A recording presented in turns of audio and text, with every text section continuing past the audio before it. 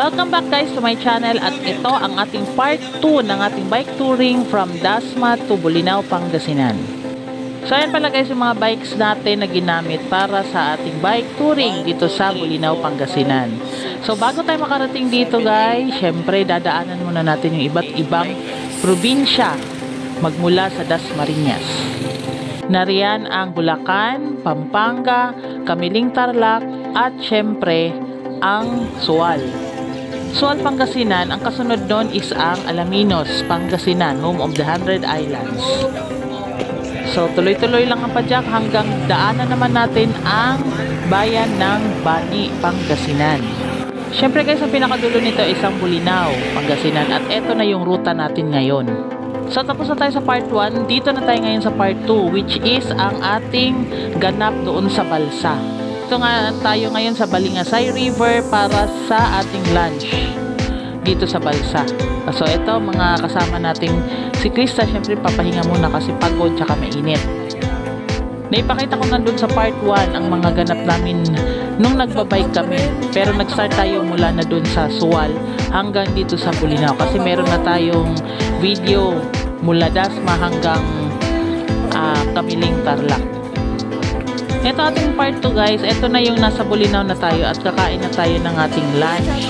So, i-reflex ko na din kasi medyo maganda ang ambience at napaka-unique ng aming lunch kasi nakasakay rin kami sa Balsa. Ito yung pangalawang beses kong pumunta ng Bolinao pero ngayon lang ako makakagala dito sa lugar na to. Dito papasok tayo at pupunta tayo sa Sumayan Grill. Doon tayo mag-o-order ng ating pagkain para isi-serve nila doon sa Balsa. At habang nasa Balsa tayo kumakain, nagre-river cruise naman tayo. Ayan, pagpasok pa lang natin guys, mayroong mga nagtitinda ng seafoods dito sa gilid-gilid at mga kakanin. So eto, papasok na tayo doon sa mismong entrance ng Sumayan Grill. Pagpasok pa lang natin, meron ng bubungad sa atin yung price list nila ng pagkain at saka meron na ring mag-a-assist sa atin ng mga waiter at waitresses. At ito ang kanilang menu. Iba ang presyo ng pagkain nila guys at iba rin yung presyo ng pagsakay ng balsa. So ayan, ipapasyal ko muna kayo habang nag-aantay kami sa aming order. So ito ang entrance niya. Pagpasok nyo, ito yung makikita nyo, maraming iba't ibang balsa, iba't ibang sizes din. May malaki, may maliit, depende kung ilan ang kakain sa loob ng balsa. So ang pinaka minimum nila is 1.6 ang bayad, basta hindi ka lalagpas ng 19 katao. Pero pag umabot na ng 20, nasa 2,000 na ang bayad sa balsa. Pagpasok mo, ito sa loob, parang kubo lang siya, parang waiting shed lang siya na presko. Ayan. Shout out kay Sir Paul, kay Ma'am Sheila, Iluna family, at saka kay na Sir Choi at kay Ma'am Yoli, ang Valdivia family. Umabot pala kami dito guys ng 20 katao, kaya umabot ng 2,000 ang binayaran ni Ma'am Sheila sa balsa. So ayan, ang babayaran natin dito ngayon, ay ang aantayin natin dito ngayon is ang in-order natin ng mga foods. So ang pinili natin guys, yung mga nasa Bila-Bilao. Hindi siya tawag na to Boodle Fight. So ayun, sa Bilao, tapos meron silang, sa isang Bilao meron silang libreng rice na isang platter at meron ding soft drinks na isang bote. Ang presyo ng isang Bilao guys, depende rin kung ano ang i-order mo or kung ano ang laman ng Bilao. So ayan, so habang nandito pa tayo guys, orderin nyo na lahat kung anong gusto nyong orderin. Kasi pag umandar na tong balsa, wala nang magsiserve sa atin, wala na rin tayong mga orderan. Kasi malayo na, nasa na tayo, nasa gitna na ng ilog. So ayan, kahit sobrang pagod dahil sa pagpadyak, pagod, puyat, saka init. So ayan, nag-enjoy pa rin kami dito kasi syempre ngayon lang namin ma-experience uli ang ganitong kabonggang lunch time. First experience ko nito is sa Bohol. Mas malaki yung sa Bohol kasi may mga entertainers na kasama doon sa balsa. Pero ito, kung ilan kayo lang talaga ang sakay dyan. Magpapamilya, magbabarkada, walang ibang makakahalo dyan. Ito pala yung tsura niya guys, kung wala pang tao. Ito, sa kabilang balsa kasi to So ayan, malaki siya.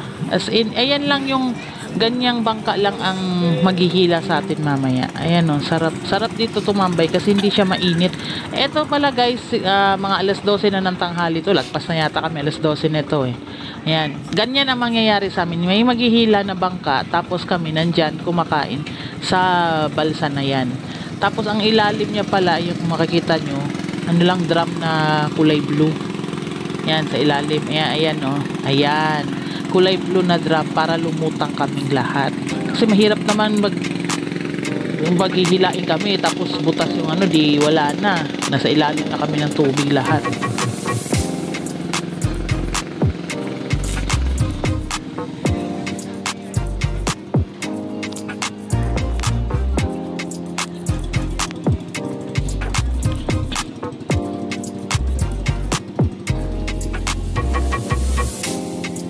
So ayan, habang wala pa yung mga orders natin, manunood muna tayo ng mga hinihilang balsa. Ayan, sila yung mga nauna sa amin. Ayan, marami rin sila oh. Ayan, hihilain na sila ngayon ng balsa. Dadalhin sila doon sa gitna. May pagdadalhan na area. Tapos 30 minutes papunta doon, 30 minutes din pabalik. Total of 1 hour lang ang kada balsa. At kung mapapansin nyo guys, napakalinis ng ilog na to. Tignan nyo yung tubig. Wala kang makikitang kahit anong basura dyan sa gilid-gilid. Well maintained ang lugar na to. Itong river na ito. Itong ilog na to. At ito na nga yung mga pagkain natin guys. Ito, nag-order kami ng additional na kanin. Kasi baka mabitin kami sa kanin. Mahirap mag-order, diba? Wala ang layo-layo na pag nasa gitna ka na ng balsa. So ayan. Ito yung pagkain namin. So ayan, puro halos mga seafoods lahat yan. Pero may gulay. Meron ding karne. May shrimp. Kung allergy ka sa shrimp, pero na may ibang choices. May isda, crab, calamares, inihaw na pork, tapos may kamatis, may talong, merong okra, meron ding pakwan. Ayan, sarap. Oh, 'di ba? Tapos ayan, paalis na kami niyan eh. Habang kumakain kami, umaandar din yung balsa. Tsaka ayan, may mga nakakita kami. Kaway-kaway din sila sa amin kasi sila tapos na kumain, pabalik na sila. Kami paalis pa lang. Ayan, maraming balsa dito, guys. Hindi lang ilang peraso yan, pero marami yan silang balsa. Siguro mga lagpas 10 pa yata tong balsa nila rito. So kung maramihan ang marami ang darating, di marami din tayong masakyan. So ayan, i-enjoy nyo muna yung view guys habang kami ay kumakain. So ayan, tignan nyo ang view, di ba? Ang ganda, ang linis, at saka napaka-presko ng ambience. Kung titignan nyo talaga, nakakatanggal ng stress. Diba ang ganda? Ang sarap ng ganito. Ang sarap kumain sa ganitong view, sa ganitong lugar.